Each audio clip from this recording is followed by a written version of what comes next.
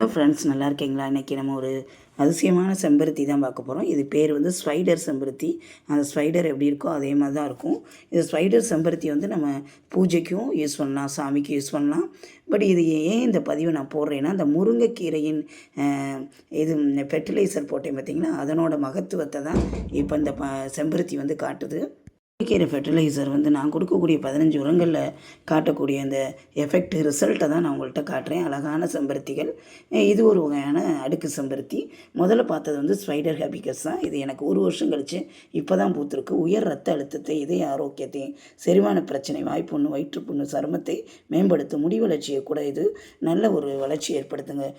இதோட அதிசயம் ஸ்பைடர் பிளான்டோட ஹபிகஸ் அப்படின்றது. இது ஒரு வகையான செம்பருத்தி தான். இது வந்து நாட்டு செம்பருத்தியை விட ஒரு ஹைப்ரிட் செம்பருத்தி. இது நல்லா பூக்குது. நம்ம இதை பாதுகாக்கிற பொறுத்த நல்ல ஒரு மகசூல் தரும். கண்டிப்பாக வந்து இந்த ஸ்பைடர் ஹேபிகஸ் வந்து வீட்டில் வளர்க்கக்கூடிய ஒரு முக்கியமான செம்பருத்தி.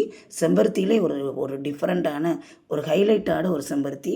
இது வந்து இதனோட வேர் வந்து எடுத்து நம்ம ரொம்ப காய்ச்சலாக இருக்கும்போது வேரை தண்ணீரை ஊற வச்சு அதை வந்து கடுமையான காய்ச்சல் குடித்தோம்னா அவ்வளவு பெனிஃபிட்டாங்க அந்த ஸ்பைடர்ஸ் ஹேபிகஸ்ஸு. இது ஒரு வகையான அடுக்கு செம்பருத்தி. நம்ம கொடுக்கக்கூடிய உரங்களில் வந்து இதுவும் ஒன்று, முருங்கைக்கீரை ஃபெர்டிலைசரு. அதனால் அந்த ஸ்பைடர் ஹேபிகஸை நீங்களும் வீட்டில் வாங்கி வளருங்க.